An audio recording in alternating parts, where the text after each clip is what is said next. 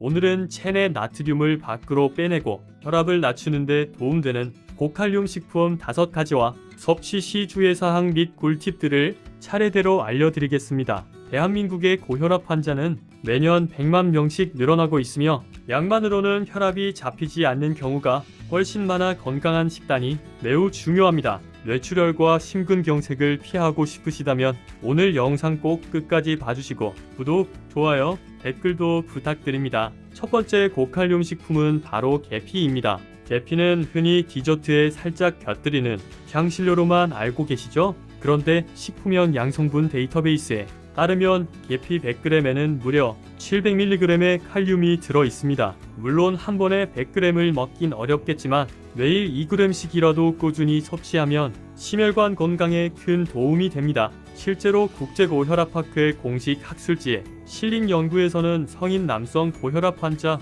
200명을 대상으로 매일 2g의 계피를 3개월간 섭취하게 한 결과 최고 혈압과 최저 혈압이 모두 눈에 띄게 감소했습니다. 이러한 계피는 차로 우려 마시거나 따뜻한 음료에 살짝 뿌려 마시면 간편하게 혈관 건강을 챙길 수 있습니다. 두 번째 고칼륨 식품은 국민 채소인 시금치입니다. 시금치는 100g당 813mg의 칼륨을 함유해 칼륨 1일 권장량의 23%를 채워줍니다. 게다가 시금치에는 질산염이 풍부해서 혈관을 확장시키고 혈류를 개선합니다. 2015년 영양학 저널에 발표된 연구에 따르면 시금치 수프를 일주일간 먹은 실험군은 최고 혈압과 최저 혈압이 모두 감소했을 뿐만 아니라 동맥 경직도까지 완화됐습니다. 이처럼 시금치는 꾸준히 섭취하면 단기간에도 혈압 개선 효과가 뚜렷합니다. 된장국, 무침, 샐러드 등 어떤 형태로도 쉽게 먹을 수 있으니 매일 조금씩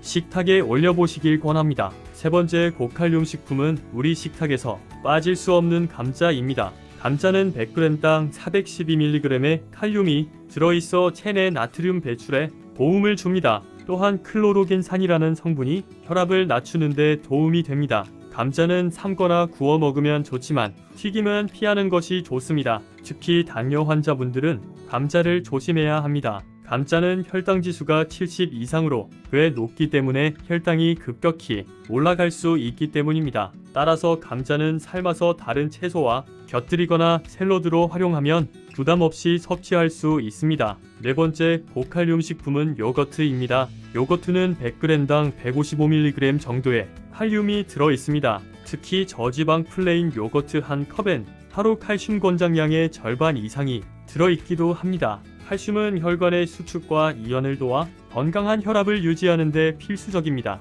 또한 요거트에 포함된 유산균은 장 건강뿐 아니라 체내염증 반응을 낮춰 혈압 안정에도 도움을 줍니다. 단, 당분 함량이 높은 가당 요거트는 피하고 무가당 플레인 제품을 선택하는 것이 좋습니다. 다섯 번째 고칼륨 식품은 바나나입니다. 바나나는 100g당 355mg의 칼륨을 함유하고 있습니다. 2024년 첨단영양학회지에 발표된 연구에 따르면 바나나를 주 3에서 6회 섭취한 고혈압 환자는 바나나를 거의 먹지 않는 환자보다 전체 사망률이 24% 더 낮았습니다. 사과와 바나나를 함께 꾸준히 먹으면 사망률 감소 효과는 무려 43%까지 올라갔습니다. 바나나는 휴대하기도 쉽고 가격도 부담 없으니 간식으로 꾸준히 드셔보시길 권합니다. 마지막으로 꼭 강조해드리고 싶은 부분이 바로 조미료 사용 습관입니다. 아무리 칼륨이 풍부한 음식을 골라 먹어도 소금 섭취량이 줄지 않으면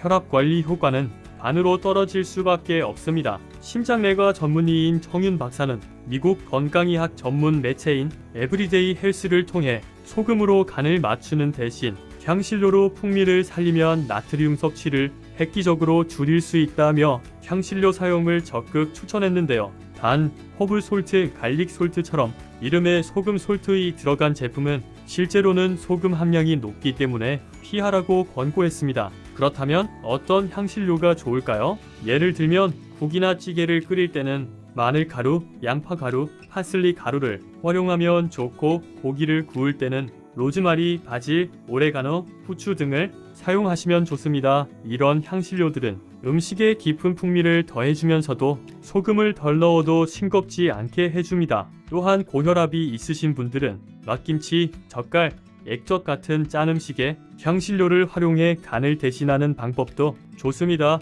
예를 들어 무침을 할 때는 소금을 줄이고 식초와 레몬즙, 겨자, 고추냉이 같은 천연 조미료를 곁들이면 깔끔한 맛을 살릴 수 있습니다. 한식 특유의 매콤함은 청양고추, 고춧가루 같은 순수 재료로도 충분히 낼 수 있습니다. 무엇보다 중요한 것은 소금을 완전히 끊기 어렵다면 단계적으로 줄이는 방향으로 실천해보세요. 처음부터 간을 완전히 빼면 음식 맛이 없어져 오히려 실패하기 쉽습니다. 따라서 밥상을 준비하실 때는 절반은 향신료로 대체한다는 생각으로 한 번에 모든 음식을 바꾸기보다는 국부터, 볶음부터, 샐러드부터 한두 가지씩 시도해 보시는 것을 추천드립니다. 마지막으로 조리 후에 소금을 추가하는 습관도 버려야 합니다. 음식이 다 된 뒤 간을 보면 싱겁게 느껴져 무심코 소금을 더 넣게 되는데 이때 대신 후추나 마늘가루, 허브로 풍미를 채워보세요. 익숙해지면 입맛도 점차 순해져서